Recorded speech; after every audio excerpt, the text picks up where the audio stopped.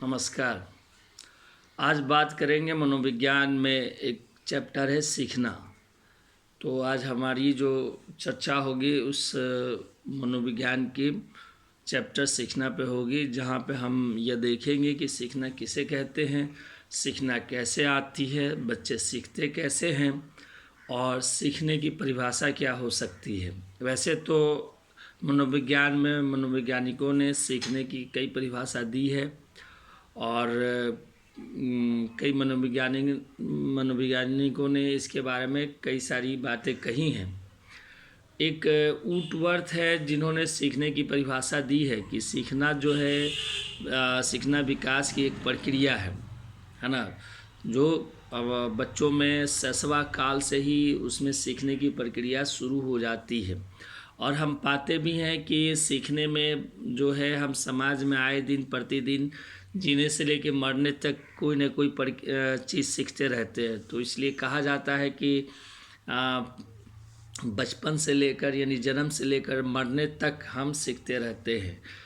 तो चूँकि बच्चा कैसे सीखता है, कैसे अच्छा से सीखेगा, कैसे उसको अधिक से अधिक देर तक याद रख सकता है, कैसे उसको भूलेगा नहीं, तो इन सारी बातों को हम देखेंगे। तो सबसे पहले बात करते हैं कि मनोविज्ञान में जो सीखने का एक प्रक्रिया है अनुकरण। तो आइए अनुकरण प्रक्रिया को हम देखते हैं।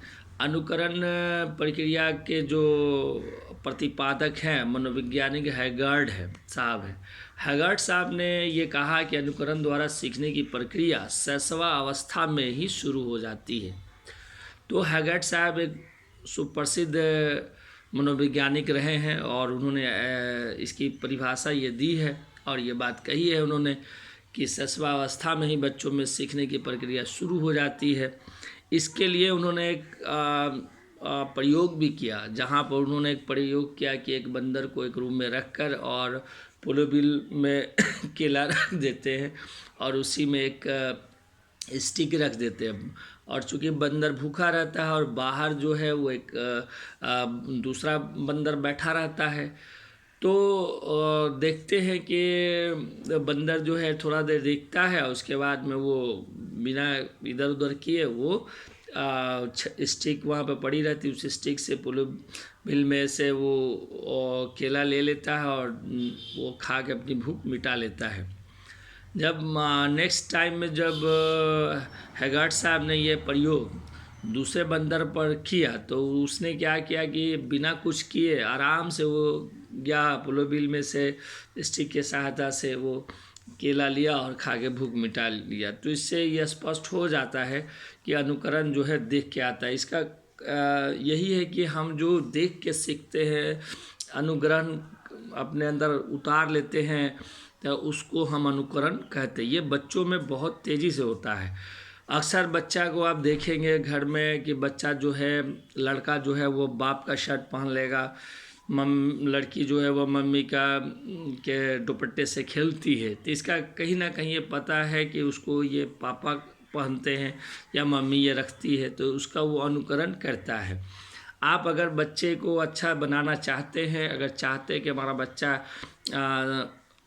व्यवहारिक रूप से और हमारा जो समाज में जो हमारा जो एक कहते हैं कि हमारे समाज में तरबियत, इट मीन्स आप कह लीजिए कि डिसिप्लिन, या हमारी जो बच्चों को जो हम कह सकते हैं जो हमारी संस्कृति है ना, संस्कार है, तो उस संस्कार के लिए ज़रूरी है कि बच्चा कहीं ना कहीं एक अच्छी तरबियत सीखे, तरबियत को हासिल करे, एक अच्छा संस्कार सीखे और चूँकि वो अनुकरण करे। यानी इसका मतलब ये हुआ कि जो रोल मॉडल्स हैं जिसका बच्चा अनुकरण होता है करता है, तो वो खुद को अच्छा हो, उनकी टीचर की भाषा अच्छी हो, टीचर की स्टाइल अच्छी हो, टीचर का पहनावा ओढ़ावा अच्छा हो, ताकि बच्चा उसका अनुकरण कर सके। शायद यही वजह होगी कि बच्चों को ये बार बार कहा जाता है कि आप जूता मोजा टाई, ताकि सारे बच्चे वहाँ पहनते थे तो वो उसका अनुकरण करते हैं। अब हम बात करते हैं कि आखिर अनुकरण की जो प्रक्रिया है, इस अनुकरण की प्रक्रिया सीखने से क्या मतलब कुछ तो फ़ायदे होंगे। तो इसमें है सीखने में सरलता आ जाएगी। दूसरा है जटिल समस्या का भी वो निष्पादन करेगा। तीसरा है सौंदर्यानुभूति होती है उसमें। चौथा है शक्ति संचय होता है। और पांचवा है व्यक्तित्व का विकास होता है ना। और छठा है समाजीकरण होता है। और सातवां है आदत का निर्माण होता है। अब आइए एक एक बात को हम देखते हैं। सबसे पहले सीखने में सरलता। तो अनुकरण की जो प्रक्रिया है वो बिल्कुल सरल प्रक्रिया है, इसमें बहुत ज़्यादा नहीं है। इसमें आराम से बच्चा जो है वो सीख लेता है, एक दूसरे का अनुकरण करता है, शिक्षक का अनुकरण करता है, माता पिता का अनुकरण करता है, भाई बहन का अनुकरण करता है, फैमिली में समाज में अपने दोस्तों का अनुकरण करता है। तो ये ज़्यादा इम्पोर्टेंट चीज़ है कि आप अपने बच्चों को किस समाज के बच्चों के साथ रहने देते हैं। अगर वो समाज के बच्चे अच्छे संस्कार के हैं तो निश्चित उसका वो अनुकरण करेगा, और अगर अच्छे संस्कार के नहीं हैं तो ये समझ जाइए कि फिर वो वही अनुकरण करेगा जो वो बच्चा कर रहा है। तो यहाँ पे एक बहुत पॉइंट की बात है कि अगर आपका बच्चा समाज के अच्छे बच्चों से, शिक्षित फैमिली के बच्चों के साथ रहता है, तो आप बेफिक्र रहिए कि आपका बच्चा जो है वो बहुत अच्छा अनुकरण करेगा। अब यहाँ स्कूल उतना माने नहीं रख रहा है जितना उसका समाज माने कर रखता है, क्योंकि समाज में बच्चों के साथ ज़्यादा देर रहता है। तो यही कहना है कि आप अपने बच्चों के फ्रेंडशिप पर उसके नज़र रखिए कि वो किसके साथ रहता है। गाली देने वाले बच्चे के साथ रहेगा तो गाली देगा। अब एक इसका सिंपल उदाहरण समझिए। जैसे ये दो हथेली है, एक हथेली में कोयला रखा जाए, एक हथेली में चंदन रखा जाए, है ना, और दोनों को झाड़ दिया जाए तो आप क्या पाएंगे? आप पाएंगे जो कोयला वाला ये पंजा है, इसमें अभी भी काला लगा हुआ, और ये चंदन वाला जो है, चंदन के हट जाने के बाद भी उस चंदन अपनी खुशबू छोड़ देता है। ठीक उसी प्रकार से आप अपने बच्चों को समझाएं, अच्छे बुरे में ये अंतर बतलाएं कि ये होता है। अब आइए जटिल समस्या का समाधान कैसे बच्चा करता है। शिक्षा में जटिलता एक सामान्य रूप से पाई जाती है कि जटिल बच्चे समझते हैं, लेकिन अगर उनको प्रदर्शन के माध्यम से अगर हम कुछ सिखाते हैं, दिखलाते हैं और उनको बतलाते हैं, प्रोजेक्ट के माध्यम से कुछ करते हैं, तो यहाँ पर बच्चा उसका अनुकरण कर लेता है।